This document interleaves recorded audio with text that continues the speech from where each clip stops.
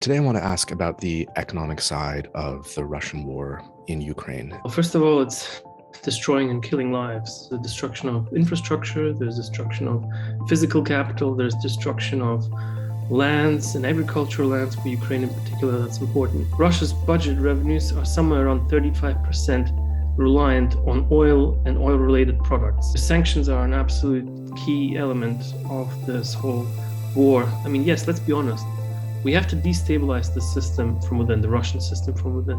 And so I think it's fair and just and rational from an economic perspective to not just freeze their assets, but to have those assets confiscated as reparations.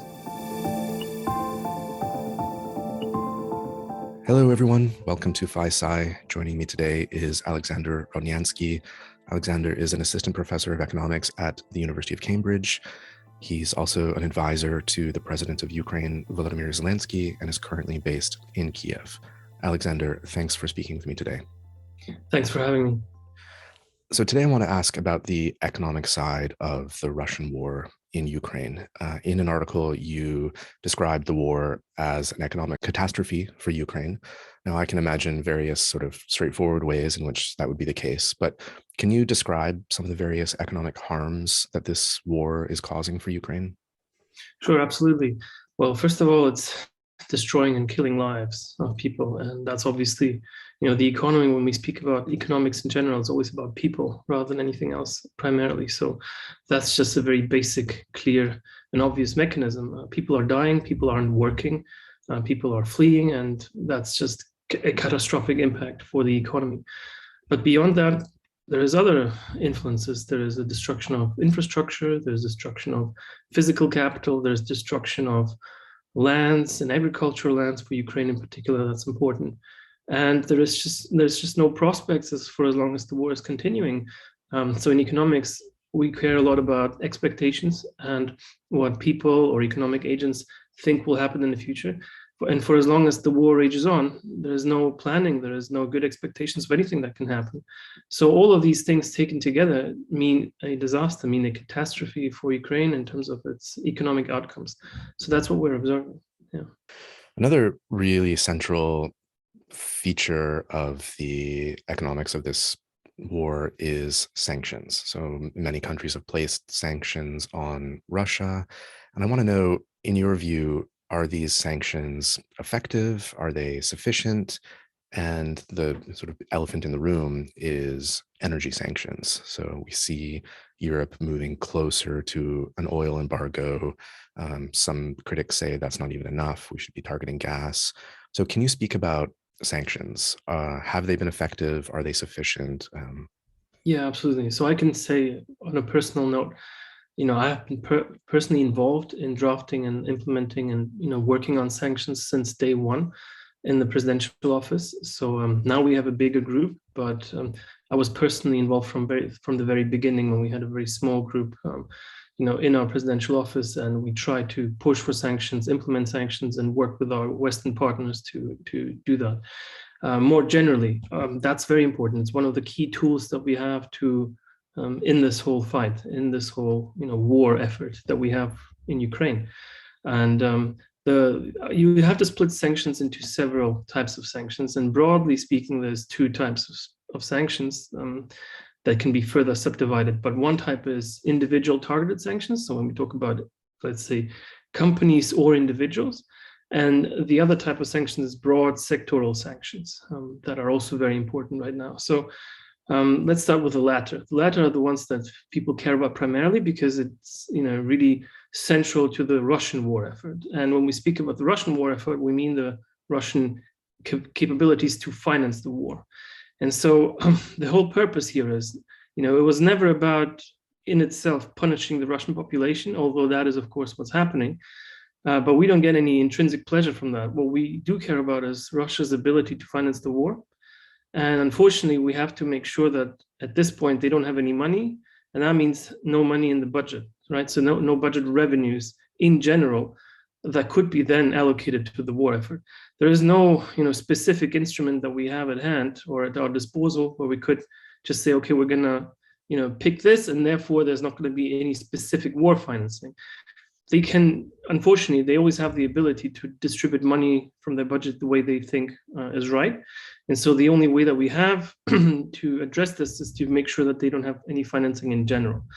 And that means we need to use sectoral sanctions. And that brings us to your question about, energy sanctions, oil and gas and coal, but coal is kind of the least important by far. So it's really about oil and gas, and primarily about oil and oil-related products, because Russia, is reliant, is somewhere more than 50, 55, close to 60%, depending on the price in the year, close to 60% reliant in terms of its budget revenues on oil and gas sales, direct and indirect revenues.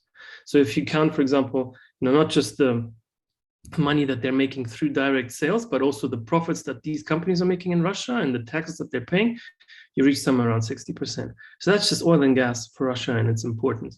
So it's it's paramount for us that we can target that and that we reach these revenues and somehow limit them. But I will say, just in general, because your question is about sanctions, there's this other aspect and this second part of the sanctions, which is individual targeted sanctions, and those are also important, but they have a very different effect. And I always say they were important in the years prior to this escalation. So since 2014, there should have been a lot more done in this respect, because these sanctions, they pay off in the medium to long run, actually, and they work through a mechanism by which you target the elites, let's say, and therefore you limit the ability of these elites to live a prosperous life and enjoy the fruits of corruption, in other words, because Russia is a very corrupt state. And by doing that, you're putting pressure on the system in the long run or in the medium run, to adapt or to change somehow, because you're sending a signal, even to the Russian population. You're sending a signal that this type of capitalism, this crony capitalism and corruption, it's not paying off in the long run, because the people that make it to the top through the system, they're not going to be enjoying the fruits of of their lives and of their earnings that they've made through these corrupt ways. And therefore, you're sending a very clear signal to Russia in general, or to a country in general, that this is not a type of system that you want to establish in the long run. But of course, on the other hand, you're also preventing corruption from spreading. You're also putting pressure on the system internally, given the individuals and the agents that have already kind of risen to the top. You're not allowing them to feel like they've won, and therefore they're trying to somehow change the system from within as well. So in sort of in brief, you're definitely putting pressure on the system. This is long-term to medium-term to long-term pressure that's being generated. And therefore, when it comes to our issues right now, that's insufficient. We can't really talk about stopping the war through targeting a huge layer of Russian elites, although that is certainly useful, and that is certainly something that should happen in the long run and in the medium run. So these are different priorities that we're having, and we're working on all of them with our Western partners. But to kind of summarize, by going back to what you said in the beginning, sanctions are an absolute key element of this whole war that we're waging against Russia and the whole fight that we're having. Mm-hmm. Thank you. You mentioned that oil sanctions, in the first category of sanctions, oil sanctions are the most important. Why oil and not gas? Yes, because oil generates even more revenue than gas for Russia's budget. So Russia's budget revenues are somewhere around 35% reliant on oil and oil-related products, right? And then it's only about 20%. Well, not only, it's 20% gas. And so that's kind of the proportion. So oil is, the most important. So that's what we're starting with. But there's another reason. And the other reason is that oil is actually easier to sanction, because it's easier to substitute away from for Europe. So the whole problem here, or the whole conundrum, was that we're talking about trade with the EU primarily. So, the US is not very reliant on Russian oil and gas products anyway, right? If at all. So they have an easy time sanctioning trade with Russia. But when we speak about the EU, that's where the problem is, and that's where all the meat is, essentially, because Russia's revenue. So I can give you some numbers. Russia exports, from all its oil exports, 49%, basically 50% go to the EU, right? If you look at 2021. When you look at gas exports, from all its gas exports, 74 or 75% go to the EU. So that's the lion's share of what we're talking about. And the problem with gas is that it's very hard to substitute away from. So I can talk about that. But oil is easier to substitute. So it can come from the Middle East. There's terminals and infrastructure for it to be transported internationally and then through the system inside Europe. So all sorts of pipe systems. There's ways to get it. There's ways to transport it, and there's different sources where it can come from. With gas, it's much more difficult. There's no LNG terminals in Germany, for example, so far. You can't, the actual physical properties of how it is transported are more complicated. The way you kind of, store it and so on, and then pass it on. The pipelines are different and they're not always there. So it's a very different technical task, and it's much more difficult to do that. So that's why we're talking about the oil, and that's the second reason, not just because it's the most important factor in the budget, but it's also easier to do. But then gas is equally, or also very important. So Europe is making a huge effort to work on that as well. And there's actually some news recently where we can see that there's a process ongoing, and there's an effort, continuous effort to switch away from Russian gas, but within the next 1 to 2 years, maybe. Mm-hmm.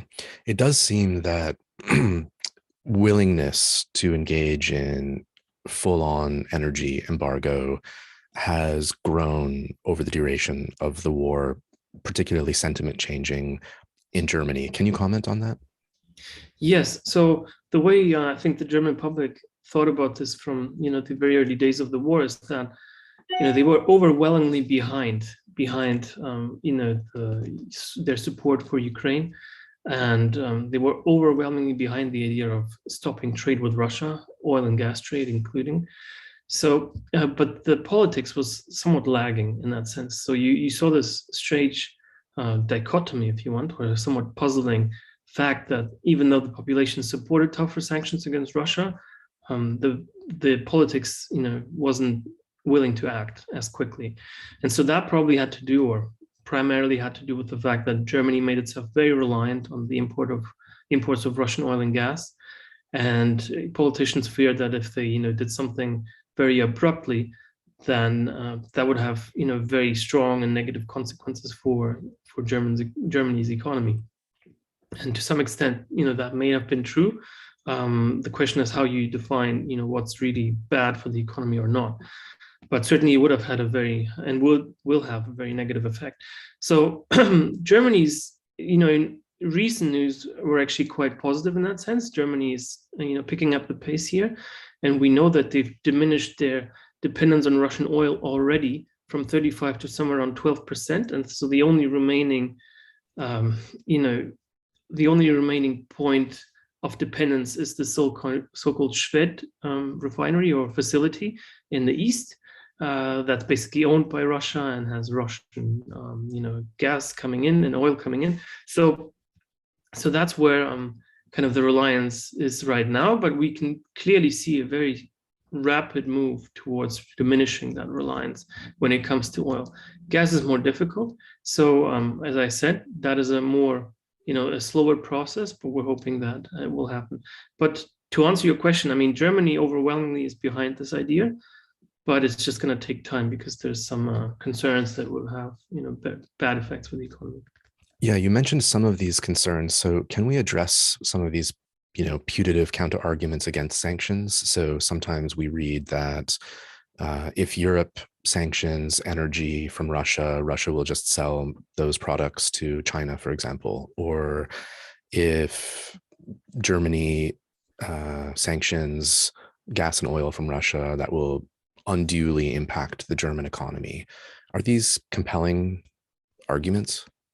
Okay, so these are two very different arguments. I can take them one by one. So the first one is that if we even ban, basically the argument goes that we can ban trade with the EU, but Russia is going to export somewhere else, just on the next day. That's obviously unrealistic for very different reasons. And one clear reason is that the demand is just not there. So where is Russia going to sell this whole volume of oil and gas? Is it going to sell to China and India? Well, they have an ongoing relationship with China, where they have, a pipeline that they're selling through gas to China, but they're doing it, on for very different prices, because China is by far the more important economic player, and it has, many times more weight economically, and therefore stronger bargaining positions when it comes to, looking at these contracts and dealing with Russia. And so Russia is actually, in its economic relationship with China, is the weak counterparty, right? And so even in those existing contracts, Russia is not really earning much profit from its trade with China. So that's a well-known fact. And now you're saying, we're going to sell even more, many times more, on what price? For what price? So that's question number one. So not going to make much profit out of that in principle. Secondly, there's no demand from China. I mean, that's, anywhere comparable to that. And China would never make itself. They have actually a policy that where, they make sure that they're not very reliant on one partner. And this is what happened in Europe. So they'd be more careful about this. So I'm already giving you, sub reasons when we're looking at this demand side. But there's also the supply side. If they want to sell, if Russia would be able or willing to sell, 20 times more to China, in what way? A lot of the trade happens through ships, right? So through sea routes. And the sea routes going to China are so much more complicated and longer and costly. There's just no way you can do that. Then there's no infrastructure for, transport through pipelines, for example. Where are these pipelines going to come from? So there's a whole set of issues when it comes to actual physical transportation and the supply side. So there's no way that Russia can do this. This is an absolute fantasy that they can just somehow switch and just direct all of their sales from Europe to somewhere else. And the same obviously goes to India or other countries. So that's the first argument. And the second argument was about, if I remember correctly, that it would have a disastrous consequence for Europe, right? So, and therefore banning trade with Russia is a bad idea. So here again, if people have looked at this quite carefully now, including scientists, there's been some studies and serious economic scientific studies on this, and all of them, there's a consensus view that yes, indeed, there's going to be a negative effect on the economy from banning gas or oil sales from Russia to Europe. But it's nowhere near, a huge disaster, and it's a short-run effect. So, there is a study by Bachmann and others, a range of economists, who basically just look at gas for Germany, and they come to the conclusion that if you introduce a gas embargo immediately, you would maybe, in the worst pessimistic scenario, have a cost of around 1,200 euros per head for 1 year, right? And that's it. And then next year, the year after, there would already be a recovery, because this is a short-run effect. And this is the most pessimistic scenario. The most pessimistic. It wouldn't even have to be that. It could be 200 euros per head per year, or 300, right? So, and gas is, as I already said, is the most difficult, resource to substitute away from. So oil is, already happening almost, automatically as we go along. So, yes, there is a economic cost of doing that, but it's actually not that bad. And people have looked at this, people have studied this, and even people in industry have looked at this. And, they might not always be honest about it, but we know behind closed doors, they say that this is feasible. Now, that's part one of the answer to this question, if you want. Part two is that, okay, we have these short-run costs. We can argue about how large or small they are. But there is a whole, perspective to take here. What happens in the medium run? What happens in the long run? And here I would say that even if those costs turn out to be, kind of more on the pessimistic side, so quite substantial, it's still worthwhile to do this, because the cost that we might end up with in the medium run or in the long run, and we're actually starting to see this now, because, I've been saying this for 2 months, but now the news is coming out more and more, and we're actually seeing that these risks and these medium run costs are actually, quite realistic. And that what I mean is the escalation of this war to other countries, right? So before I was saying this, I was just saying, look, there is a medium run risk that this will escalate further, and therefore you will have, incredibly more disastrous cost for the economy of Europe and for potentially human lives in Europe, right? So this is not just a short run, 2% GDP loss, but this is many times more serious. Now we're actually seeing this as not just speculation or me just, trying to scare people. We're seeing that there's a risk of escalation to Moldova, for example, right? And that's very concrete. And there's other talk as well of Russia perhaps moving in other directions militarily. So the way to address this is to make sure that they have no funds to finance this, and that they focus. I mean, yes, let's be honest. We have to destabilize the system from within, the Russian system from within. And this is something that people are unwilling to talk about and to recognize, and somehow to, they always like to separate these two. They say, okay, we have to help Ukraine. We're focusing on the war effort in Ukraine, but we don't want to talk about Russia. Whatever happens there is none of our business. That's not how it's going to run, unfortunately. We're doing two things that are intricately linked here.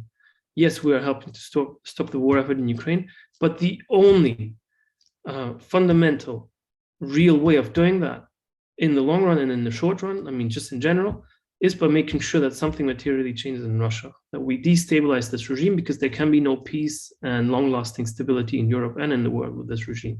And so, yes, we have to make sure that the regime is focused on itself, that they have serious economic issues within Russia at this point, and whatever happens. But we can't just tolerate this any longer.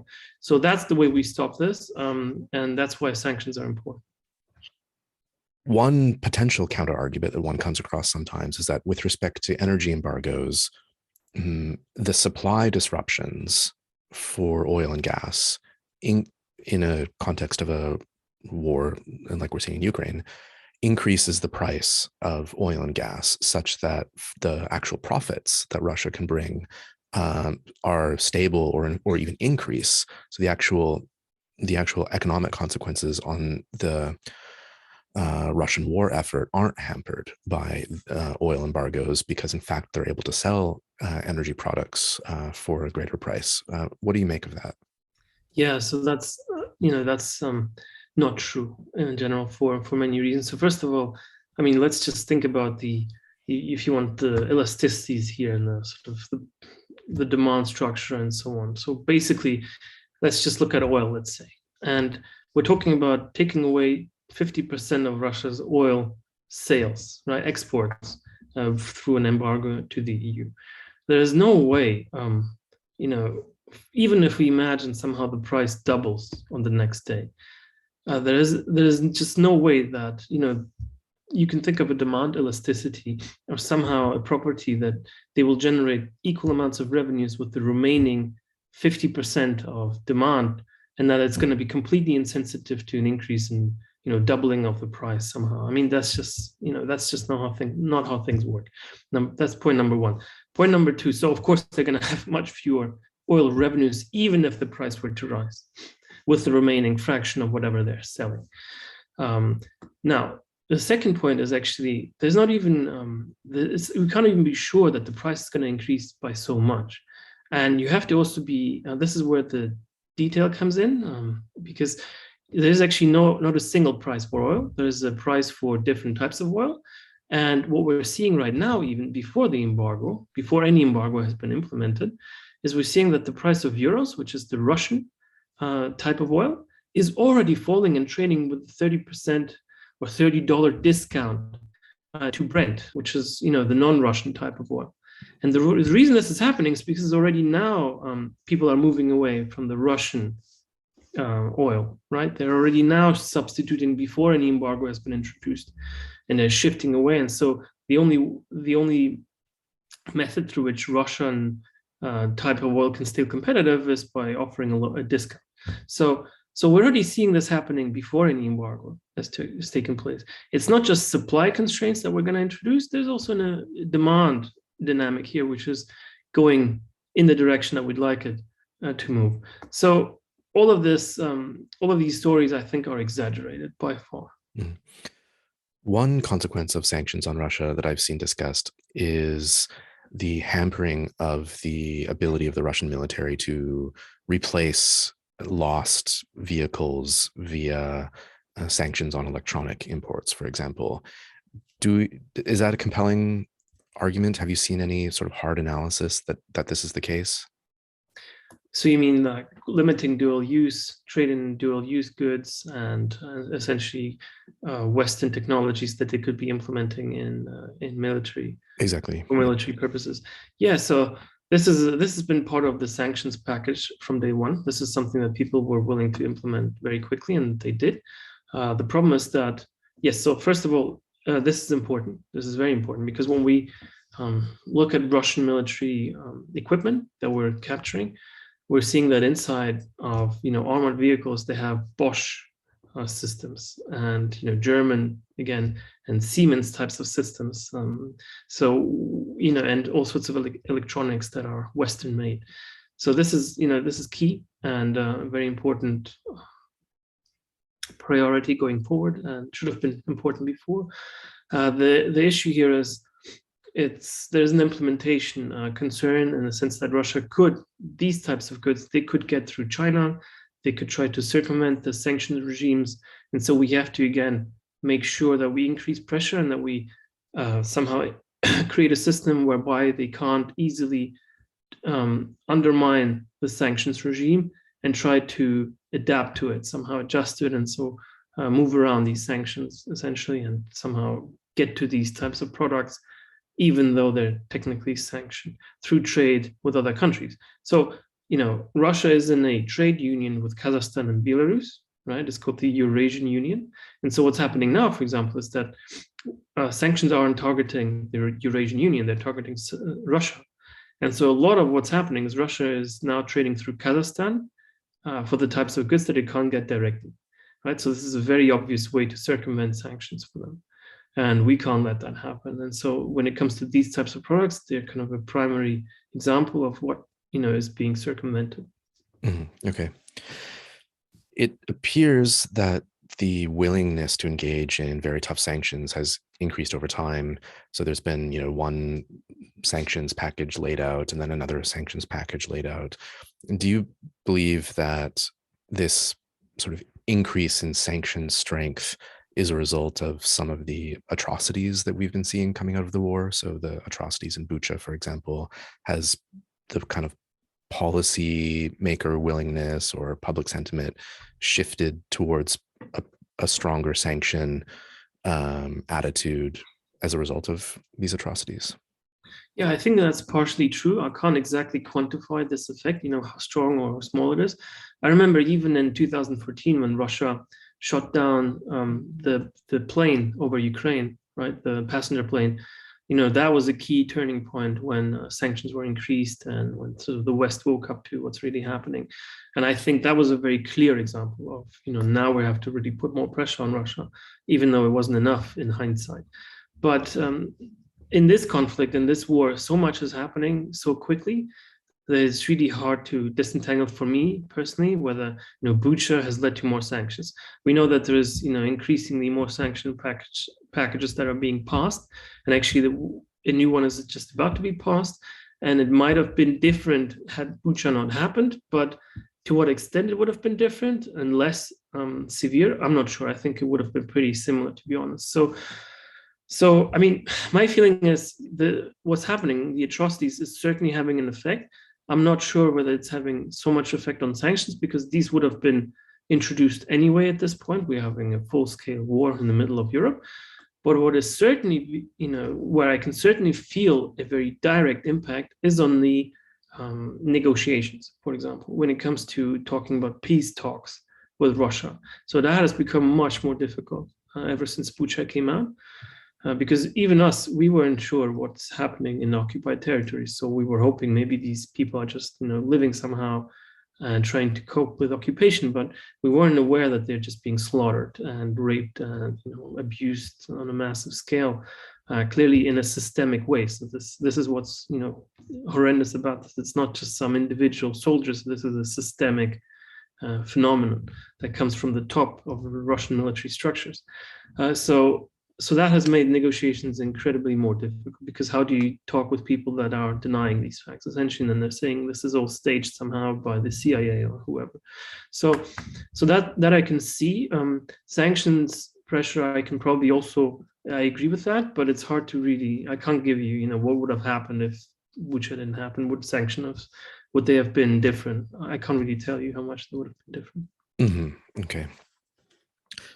I'd like to ask about another economic feature of war, and this war in particular, namely reparations. So some economists and some Ukrainian government officials have been proposing various options for the rebuilding of Ukraine once peace is achieved.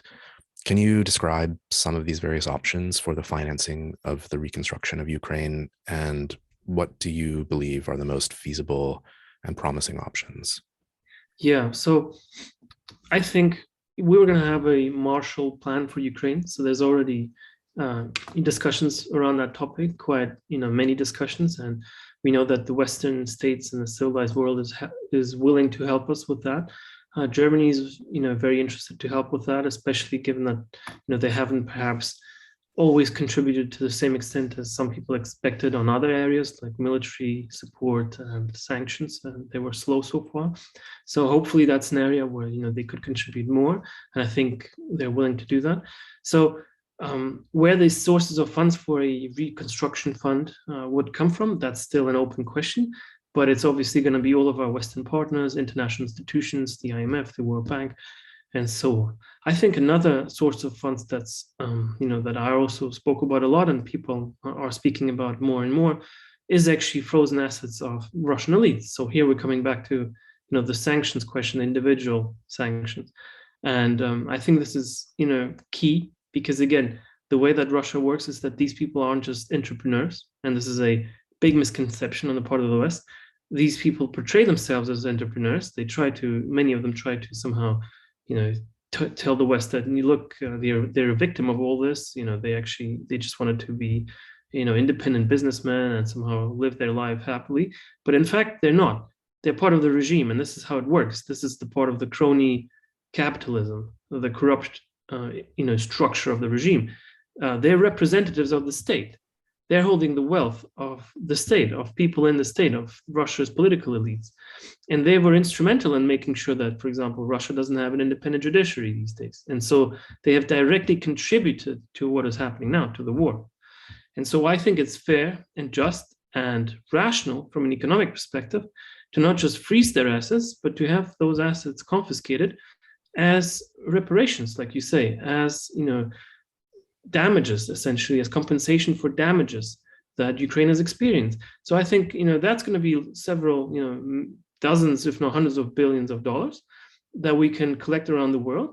Much of that is liquid, quite liquid wealth that can be confiscated on either accounts or maybe even if it's not directly liquid, it could be sold and made quite liquid pretty easily. So, and that can go directly into the reconstruction fund of Ukraine. So I think that's fair and that's just and that's politically, rational.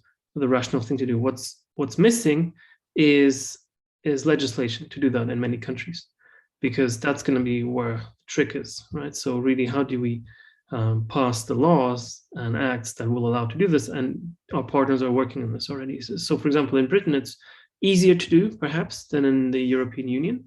But there are different legislations around countries when it comes to that. So I think that's the source of funds that we should think about beyond, Western help. But when it comes to Russia in the future, let's say that at some point there's going to be regime change or a democratic transition in Russia, which I think, it's too early to talk about that at this point. But when it comes to the question, should we somehow impose reparations on Russia, on the future Russia that is going to come after this regime, I think we have to be careful here just because of what we know from history, right? So we don't want to repeat the mistakes of, post-World War I Europe, where somehow Germany was crippled with reparations. But that doesn't mean that we're just going to let them off the hook. So I think Russia, perhaps this is an instrument that we should consider, but it shouldn't be as crippling as after World War I for Germany. So the reparations that are currently being discussed for Russia, potentially after the war, are nowhere nearly as large as what was imposed on Germany after World War I.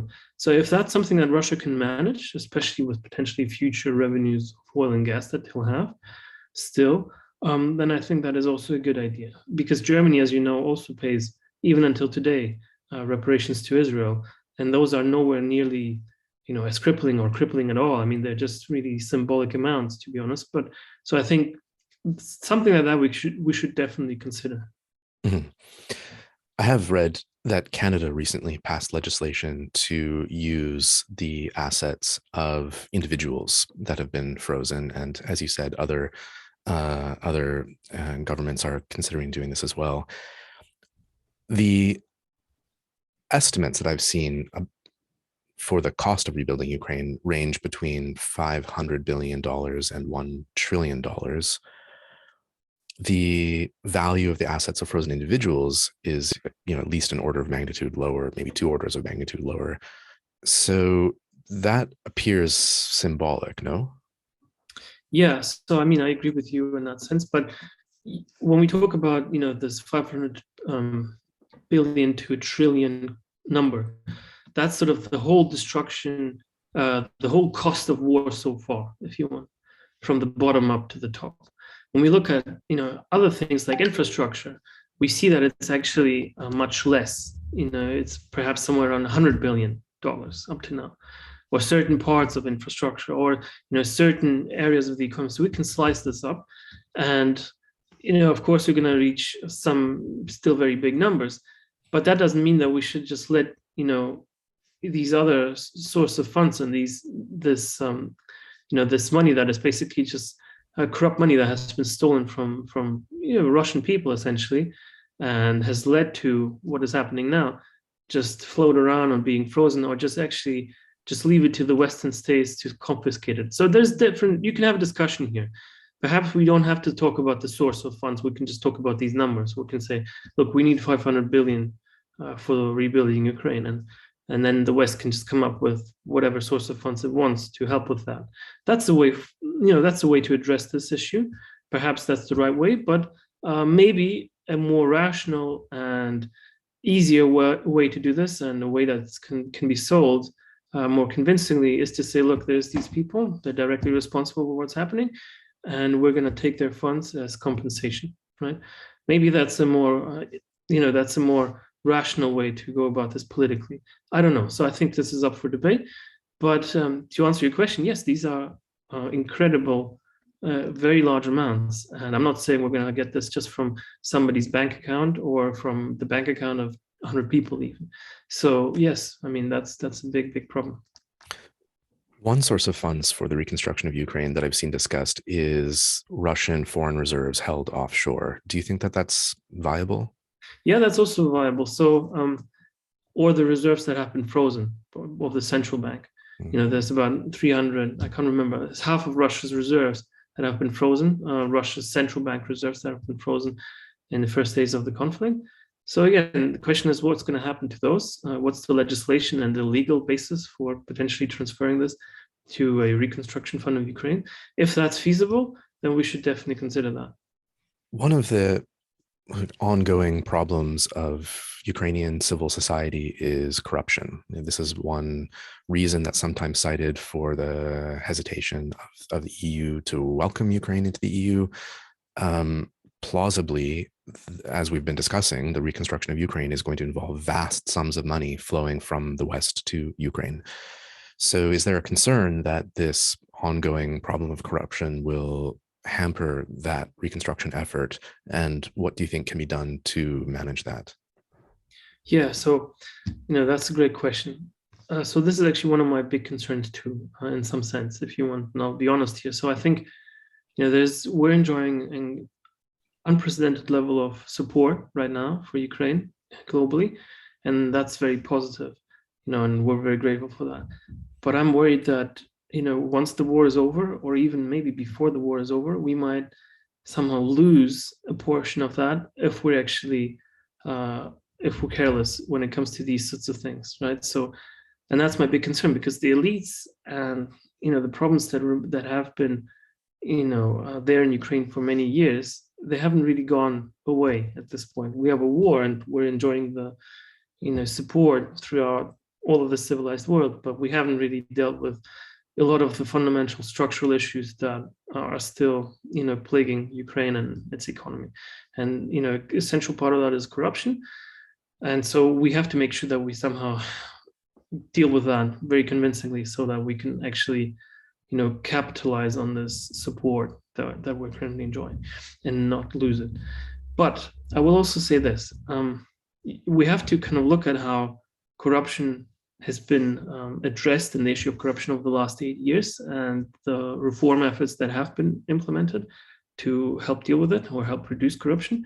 And I have to say that there was a lot of progress. I mean, you can't deny it. So if we look at where Ukraine started from in 2014, let's say, and where it ended up as of right now, if you want, or before the war, then you see that in 2014, there was really no difference between Russia and Ukraine whatsoever. I mean, there was exactly the same type of corrupt crony capitalist system where you had, sons of the presidents running the whole economy, essentially, just raiding companies and owning large sectors of different industries and whatever. So it was incredibly corrupt, top-down system, just as you would see it in Russia all these years.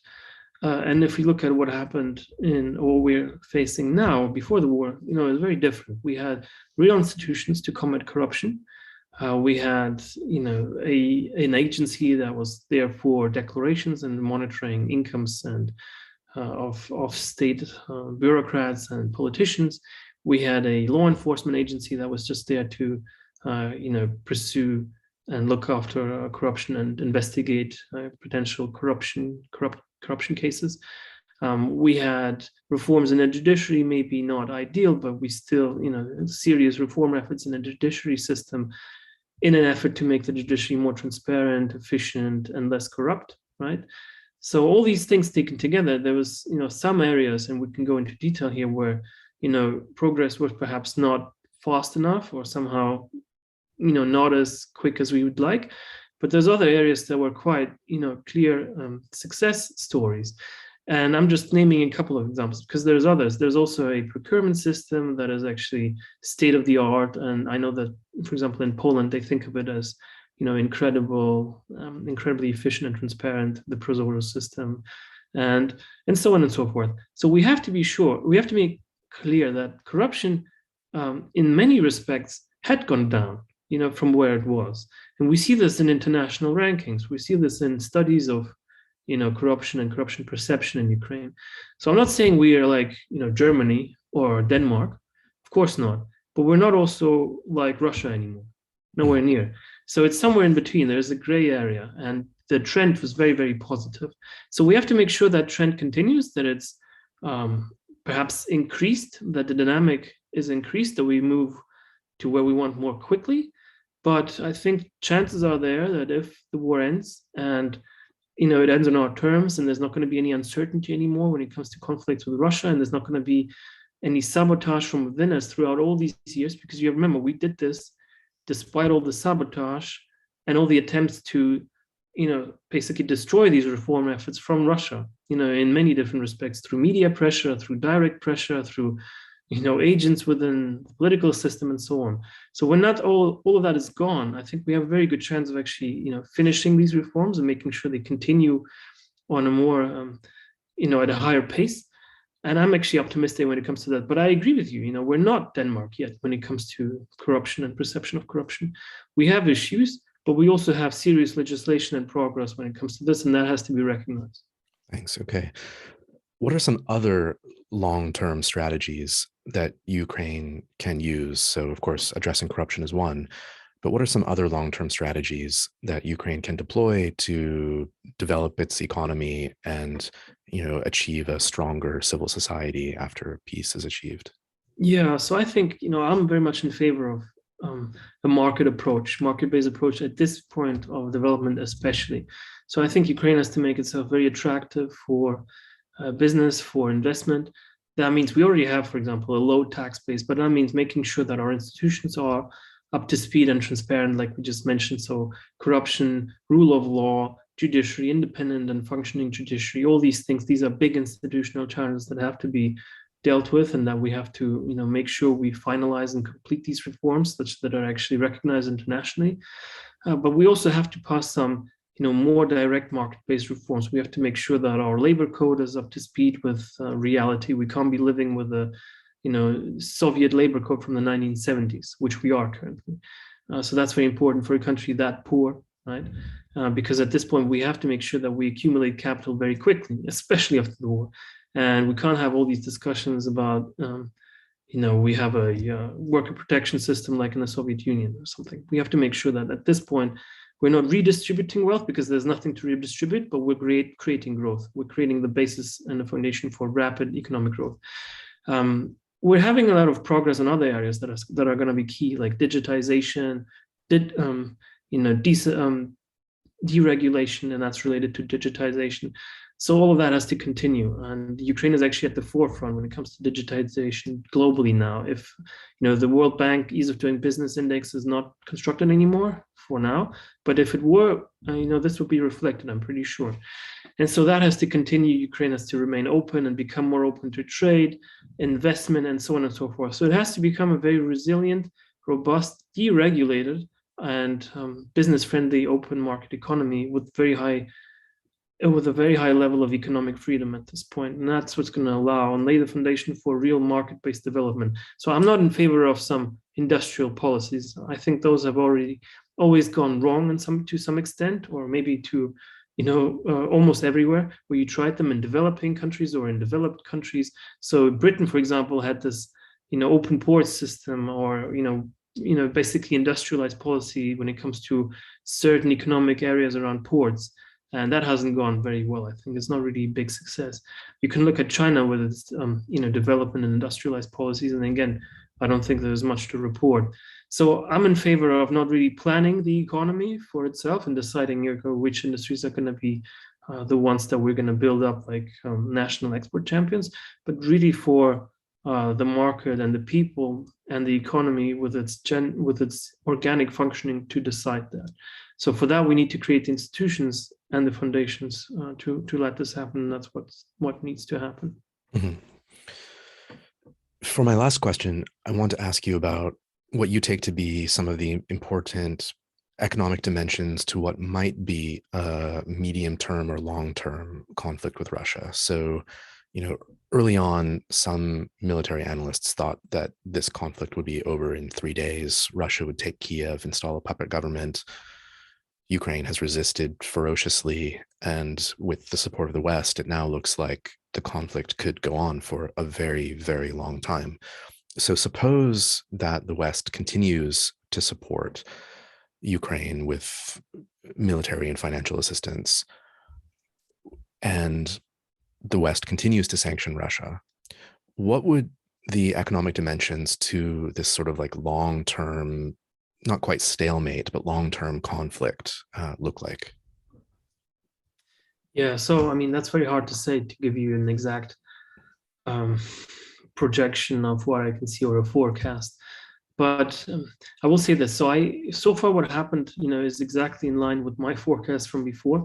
I had lots of discussions with my colleagues in Kiev about what would happen if Russia invaded. And, I always felt that they would overestimate their own military strength and severely underestimate our military capabilities. And I said, look, they do have the upper hand when it comes to, basic military comparisons, of course, but it's not going to be easy. And so what we'll end up probably is with something like Aleppo. They would be forced to destroy our cities in order to take them. And that's exactly what we're seeing. So, look at Mariupol, look at Kharkiv. This is exactly the scenario that we're seeing. But, what's going to happen in the future, I already gave you sort of some ideas of what would happen if we are optimistic, and I want to believe that. But, if I kind of step back and just look from a very analytical point of view on the situation, I can't be as optimistic just because I want to. So there is a risk that this will go on for years. You're right, or at the very least months. We have to be clear that the Russian side is not just gonna say, oh, look, we made a mistake, so we're gonna pull back our troops. This is not the type of regime that just does that. They're obviously going to push until the end, and there's no way for them to do otherwise because their own survival depends on that, depends on pushing through. So we are in a very bad situation. We have to get more military support and more pressure on Russia economically to somehow increase the chances of this ending sooner rather than later, but there's no guarantee that it will.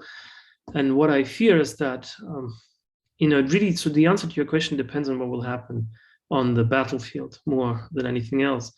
And so we have to analyze that. But there is a risk that Russia will escalate at some point even further when we get more weapons. So if they realize that these Western weapons that are coming in, the howitzers, the artillery, the cannons, all the equipment that we're getting, that is creating serious problems for them, and they are starting to lose the territories that they've occupied, then there is a serious risk that they might want to escalate using tactical nuclear weapons, for example, or chemical weapons or biological weapons. So unfortunately, and this is the hard reality, we haven't exhausted their list yet. They haven't exhausted all the methods that they have at hand. So will that happen or not? It's hard to say. I can't really make a forecast, but I hope it won't. I hope Russia will, and this is, again, I will come back to this point. People are very uncomfortable thinking about it this way, but there is no other way. And it's intricately linked. And therefore, and what I want to say is that in order for this not to happen, we have to make sure that something happens in Russia, that they are distracted from potentially escalating this further, that they have issues within Russia, politically, economically, in whatever, all types of issues, serious crisis within Russia, such that they're forced to move out and essentially divert these resources away from the war efforts in Ukraine towards stabilizing their situation within Russia. That's the only thing that in the medium run, if you want, is the viable and the only solution to winning this war for Ukraine and making sure that they don't escalate, they don't sit at the table and just think, okay, now NATO has given them 20 billion worth of howitzers, so we have to use tactical nukes. So in order for this not to happen, not to be the type of conversation that they're having at their tables, 60 meters long, but we have to make sure that they're actually facing serious trouble in Russia, and that's what's key at this point. Alexander Rodnyansky, thank you very much for this conversation. Thank you for having me. Thanks for the invitation.